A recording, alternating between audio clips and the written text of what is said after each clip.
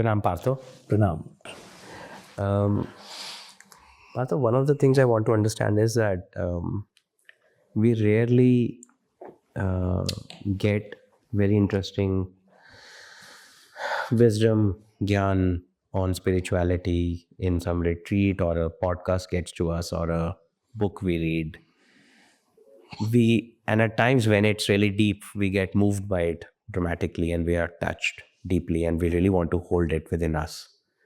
But generally, after the event, we get back to our day-to-day lives and slowly dissipates. We lose hold of what had come to us. And instead of being able to live it, hold it, grow with it, we end up losing it all many times over. This is one of the conversations we had recently when we were also spending some time together. Would you have any ideas, any thoughts on how to imbibe, internalize such important pearls of wisdom that when they come to us, versus just losing them in the midst of the very busy day-to-day life? So I think there are 2 or 3 kinds of gyan that one receives from the outside. The first would be purely academic and intellectual. And that would be the most superficial kind of gyan. This is something that you would probably receive from books or from teachers who teach out of books, from commentaries and commentators. So gyan like that has to be digested and understood by the intellect. This is gyan for the buddhi. And after receiving such gyan from whatever source, one has to give enough space for the buddhi to digest what it has received, to reason out what it has received, and then to come to an understanding. So we use 2 Sanskrit words for this, chintan and manan, which is analyzing and contemplating. So whatever you've heard or read or have received, you analyze mentally and come to an understanding through the analysis. So this is analytic understanding of the content. And then you, after analyzing, you put it all back together and come to a more synthetic understanding. Analysis, synthesis. So analytic understanding, synthetic understanding, then you come to a wider and a deeper understanding about it. And then you see how much of it you can apply to your day-to-day life or your next stage of learning. That's the one kind of. Sure. So you need a certain intellectual discipline in order to do all this. And this is something that we can probably teach in our schools, or we should be teaching in our schools, how to do this chintan manan and how to come to a deeper understanding. And mostly our students just read and listen and just go on and reproduce what they've understood or not understood or half understood. That's why most of the gyan that we receive and then try to use is half-baked at best. So here we need an intellectual discipline to be able to do all that analysis and synthesis. This is a question of intellectual training. Then there is a second kind of gyan which comes from a person, a teacher, who has first himself or herself realized what he or she is teaching, is passing on as his or her wisdom, his or her understanding or realization. The second kind of gyan is much deeper than the first kind of gyan, that it is not academic or intellectual and does not come from textbooks or from what you've heard others say.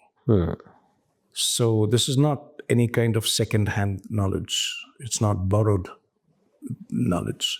This is coming to you from someone who's understood this and realized it and lives it.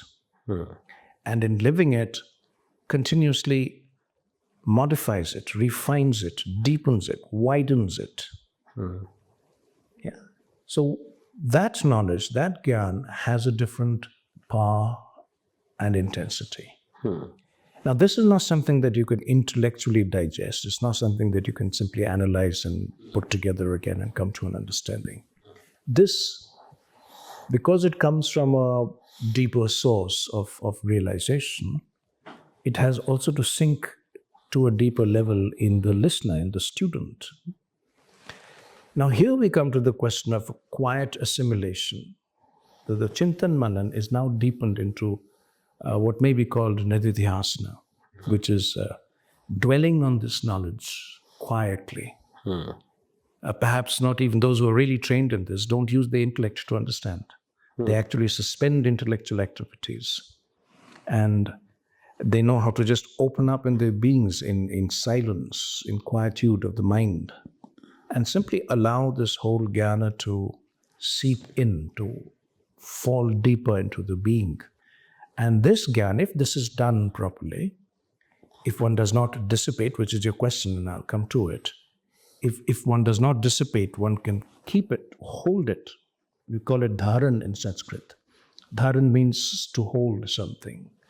So if one can hold it, then this sinks deeper into the inner mind, not the outer surface intellectual mind or the thinking mind. It goes deeper into the inner mind, into the inner faculties. And if one can really be that open and that silent, it can seep right into the Atmic consciousness. And there it can come to flowering.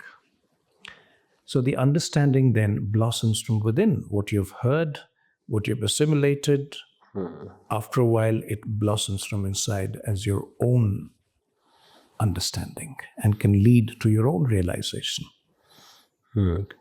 So this is the second kind of jnana that one receives. And here too you need a more than mental discipline. You need a mental, vital, physical discipline, a yogic discipline, to be able to first receive such jnana. And when you receive such jnana, the first kind of jnana, you're filtering the knowledge that's coming in through what you already know and already understand or do not understand. There's a continuous filtering going on. In this kind of jnana, the second kind of jnana, you're not using your own filters, because most of the jnana you have no idea about it. You don't already know or do not know. It's jnana that has to come.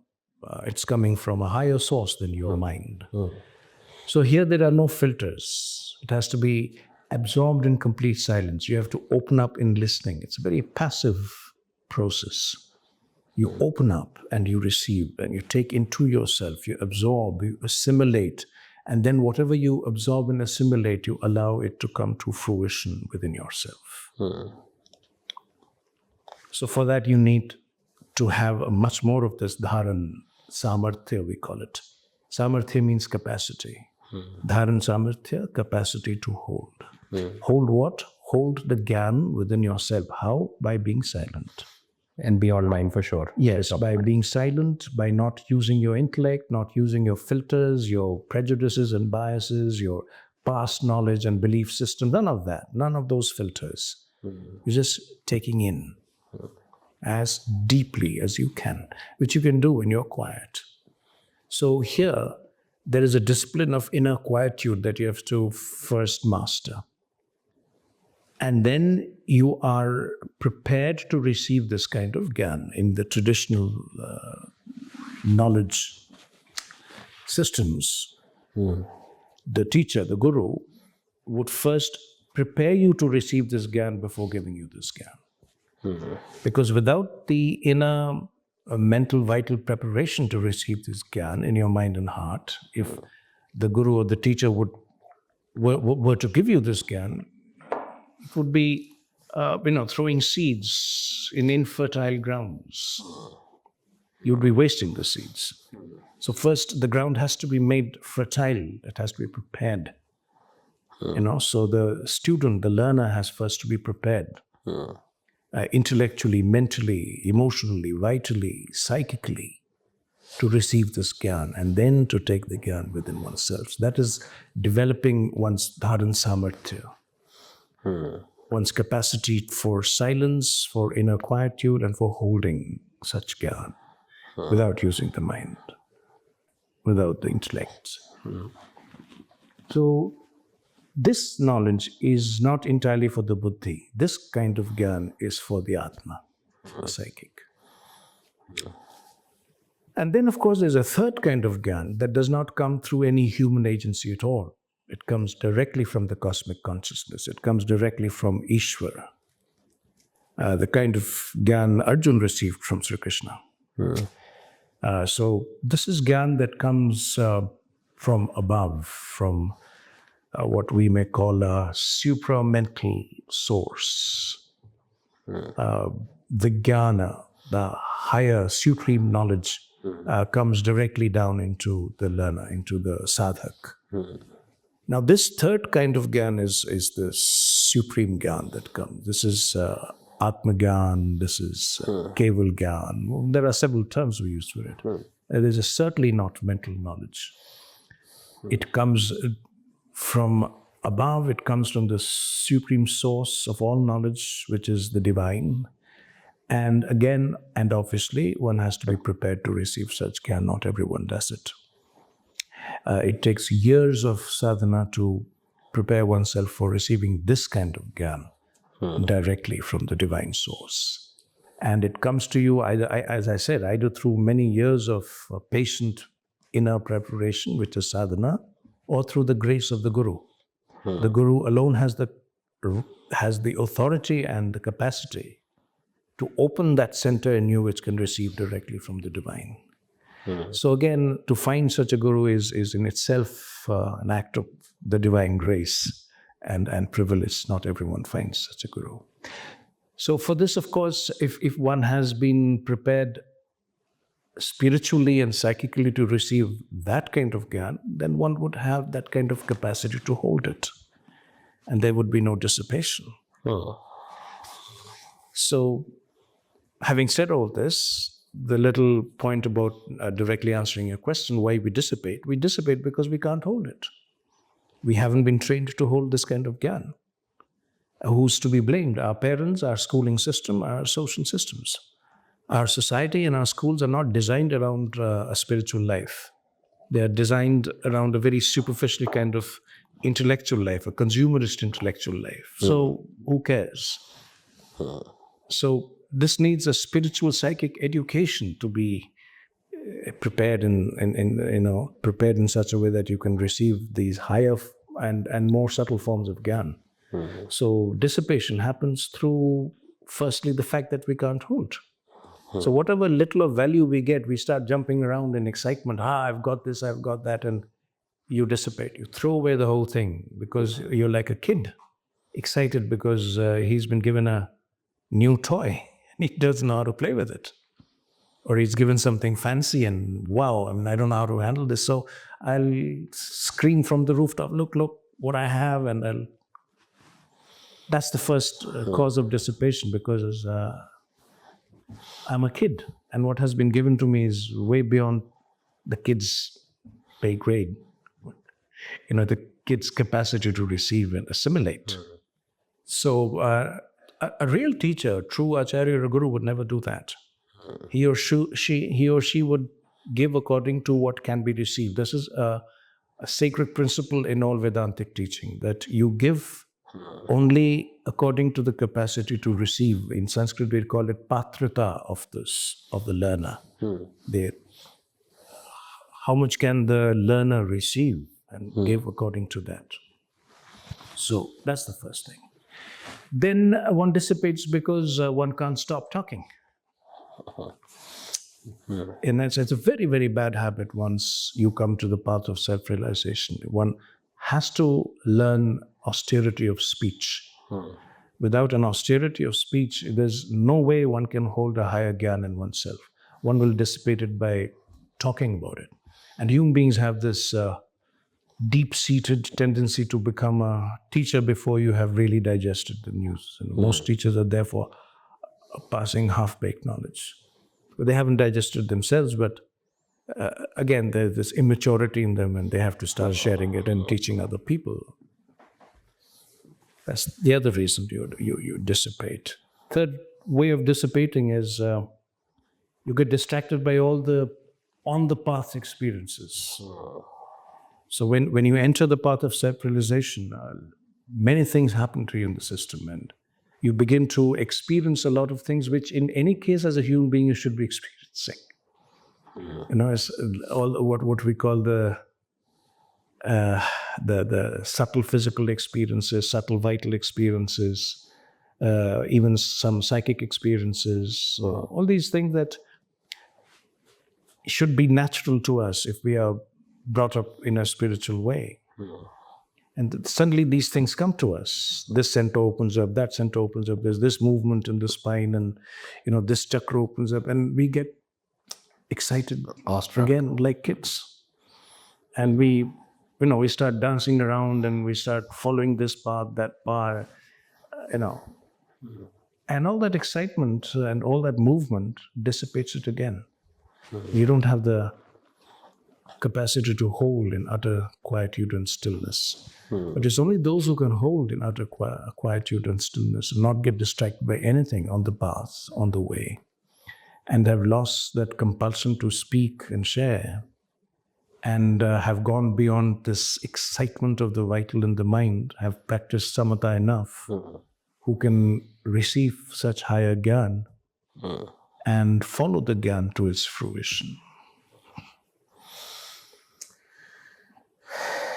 Great. Very well explained, Partho. Thanks for that. I just have one more question, which is around a so-called Mahavakya that you've shared with us, which is, as you said, or our maths teacher also used to say, be quiet and be present. And pay attention. And pay attention. Be quiet and pay attention. So this is one of the, and we've discussed this in, I think, one of our previous discussions on the podcast also, that why time doesn't exist and why past and future are different, and all we got is now, and we got to be quiet and present and pay attention. So could you elaborate that at some levels? What does it mean for anybody who did not receive it directly? Be quiet and pay attention. Yeah. It's in line with what you've been saying. So what I've just said, first is be quiet means be quiet at all the levels of your being and all the parts of being. Yeah. Be quiet in the mind, which means don't think, don't analyze, don't try to reason out. Understand and be humble enough to accept the fact that all of this is beyond the range of your intellect. And whatever is beyond the range of your intellect, you cannot use the intellect to understand.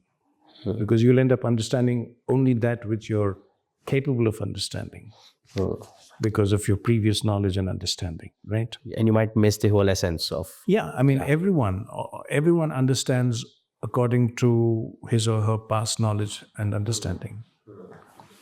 And if something comes to you from above this range, you won't be able to understand by using the faculties of this range. You'll have to go there to understand what is coming from there. So if you have to go there to understand what is coming from above, you have to silence this first. So you have to silence the mental machinery. Correct. That is what it means when I say keep quiet. Keep quiet in the mind. Don't think. Don't get carried away by thoughts and by beliefs. Belief has nothing to do with realization. Sure. If I may dwell on this. Yes. Let's say you're telling me this, or I'm getting this from somewhere, through you or through someone else. My mind is still going on. Yeah, it's still active. And how do I be quiet? So you have to bring a silence to the mind. Oh, you're asking how to do it. There are many ways of doing it, Kunal. Many ways of doing it. Go on. Yeah, if you could. Not, I won't be able to touch on all. I mean, again, we need a long time to do that. Understood. But maybe some other podcast. But let me see if I can touch on some something that you can immediately and practically do. Yeah. I think the first thing that one starts doing is observe what is happening in the mind, paying attention to the mind. And you'll find that your mind is occupied with all kinds of thoughts, most of them random and completely useless thoughts. First is to see that, to become familiar with the kind of intellect we have, kind of minds we have, what exactly occupies our minds. You see, whatever you're interested in is what will occupy your mind. So first is to get a direct understanding of your own interests, of your own occupations and preoccupations which have the mind. When you get a clear view of what your mind is all about, many of us rush in where angels would fear to tread. So we sort of, out of excitement or some kind of unexamined ambition within us, we rush into this practice that we call Vedanta or self-realization. And but we don't have the capacity or the faculties to handle it. So it is very important to first understand, am I ready for it? Do I really, really want it? Should I start this whole journey of self-realization just because you, Kunal, have told me to do it? Whereas my mind is neither ready for it nor interested in it. So I'll be rushing into something that I'm not ready for. So that'll be disaster. And I'll spend years doing something that will not get me anywhere. And there'll be futile struggle along the way. So first I need to understand, what is it that I really want in the mind? What does my mind want? What does my heart want? Is there an alignment between what the heart wants and the mind? The mind may say that I want self-realization. The heart may say that, hello, I'm not yet done with human relations. I'm not yet done with power, the play of power and wealth. So the mind can go on saying, I want self-realization. It stands no chance against the heart. The heart is that much more powerful than the minds in us, unless we are intellectuals of a very high caliber. So that's the first thing you need to do. Observe your mind. Pay attention to your mind and pay attention to your heart. Pay attention to where your heart leads and see if your mind follows or does not follow. So this intricate and very interesting psychological play within us. We need to understand it from the inside, because it's your mind, your psychology. So that's the first thing. Pay attention to what is happening to you. Pay attention to what you are. And then Don't try to be what you're not. don't try to. You can't fake it. Don't try to be what you're not. Don't get swayed by other people's beliefs. If this desire, love, attraction doesn't come from inside, from the heart, mind can't go anywhere. So it has to come from within and be really That's right. very strong, harmoniously going, then only consider. So the first thing is that. So there are many people who come and ask me that how to concentrate on self-realization, because how to bring my mind to this. So I always ask, where is your mind, right? It's not there, it's not. It's not there. Your mind is with your worldly life. Yeah. So why do you want to force your mind to go? Your mind is there, not here. Yeah. The day your mind comes here, you won't come and ask me this question. It'll fall in place. Then probably you'll ask me a very different kind of question that, I'm living in this world with my family, but I can't do my duties. I can't think of earning money. I can't think of doing some work. Please tell me how to do that. Please tell me how to earn money and look after my family, because I'm so taken up by self-realization. That is when you know that you want self-realization. That you're desperately looking for help, that how do I manage my day-to-day life? But people ask me the opposite question. How do I get into meditation, and how do I, hello, you're not ready for it. That's why you're asking this question. So when you really want it, the way you want your worldly life, the way you want your possessions, your wealth, your family relations and all that, when you want self-realization the way you want all this, then all this is gone. Are you understanding? Yeah. So what distracts you tells me where you are and where you want to go. Correct. If the world is distracting you, it's because you need the world. You're not done with the world yet. But if self-realization is distracting you, you're done with the world. So when that happens, when self-realization is what you're all about, and the world is done, you're done with the world, your mind becomes quiet by itself. Because there are no distractions. What occupies your mind? What distracts your mind? Just think about it. Look into your mind. That is why the first stage of self-observation. To know what your mind is made up of, to know the stuff of your mind. So when you see close up the stuff of your mind, you will know exactly what you are all about and where you're going and where you want to go. So all your distractions you will find are worldly distractions. Isn't it? Won't you agree with me? Yes. So once you're done with the world, you're so much into self-realization that you find that there is hardly any noise in your mind. All the noise is the noise of self-realization, not of the world. So already a huge chunk of all that internal noise, that mental chatter is gone. Now you're only thinking about self-realization. You're reading about self-realization. You're listening to people talk about self-realization. Everything is drawing you towards, where can I go and sit with someone who talks about self-realization? Because that has become your rasa. That is what you want. Then inevitably, sooner or later, you'll find the right teacher who will then tell you, listen, now the next level of noise must also go. The noise of self-realization too must go. That's when you come to the second level of quietude, when you realize that the mind cannot take you to self-realization. Just as the world, you're done with the world, you have to be done with the mind. And this will not come by forcing yourself to do that. It will come by a clear understanding that the mind and the intellect cannot take you to that which is beyond the mind and the intellect. And self-realization is beyond the mind and the intellect. And this is one of the reasons why you specifically asked some of us to not read. read, give up.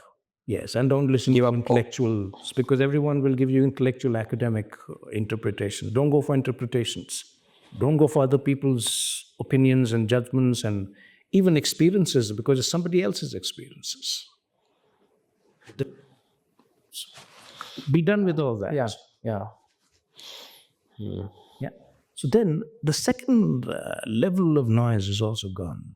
All this intellectual noise about self-realization needs to go and is gone.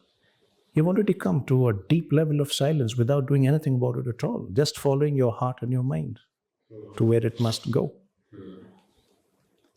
Then you're ready for the silence. That is when the true silence comes to you, not through some meditative exercise, but naturally. Swabhavik, through your swabha.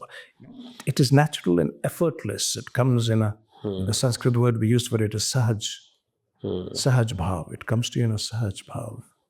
So as long as you're sitting and doing all kinds of meditative and yogic exercises to get the silence, you're not ready for the silence. When you're inwardly ripe for self-realization, the silence comes on its own. So, how does that happen to everyone? Be quiet, pay attention. Pay attention to what is happening inside you. Pay attention to what is happening around you. That itself will show you so many things. Everything will start falling in place. And you will know how everything starts falling in place when you really pay attention. And to pay attention, you will find that you have to be quiet first. You can't pay attention without being quiet. So that's what I mean by this mantra. Great, Partho. That explains very beautifully, and hopefully it will benefit some of us, many of us. And one analogy that comes to me right now is from my personal experience of, I'll just take 30 seconds, but it's a worldly thing. In the previous 10, 15 years of my life, I built a company along with some co-founders, and took us about 10, 12 years to survive. A lot of effort, a lot of patience, a lot of focus, perseverance. And when we started, I remember somebody I spoke to, and he said, "Which books are you reading on how to build a business?" And I said, "None. I'm just doing it." He said, "Why are you doing it?" I said, "I don't know. I just feel like I should do it." And I'm just flowing after that. I'm just following whatever comes. And now 10, 12 years later, I realize, and now people, whoever have been successful in their own journeys, had nothing to do with each other's journeys. They're all different. And I can share what I went through, possibly. Now, this is a worldly thing, so it is not that private, anyways. It's fairly public. Somebody else would have gone through another journey, but had I tried to learn from others' journey for my journey, it may not have worked at all. So the paths are different and Or not as effectively. not as effectively, and maybe it would have just been intellectualized, not lived, not the anubhuti, not the experience, not the Right. and now of course we can talk about our experience, but again, it's a small worldly thing, but still it connects the same way here, that when we're going deeper inwards, just need to focus, and the focus would come and the mind would go, and I can just connect with it with that sort of an analogy. But yeah, very beautifully explained, Partho. So we'll try to be quiet and pay attention. And see, there are more practical ways also. Yes. We can talk about later. We'll cover in another discussion for sure. But that's very helpful, Partho. Thank you. Thank you. For now.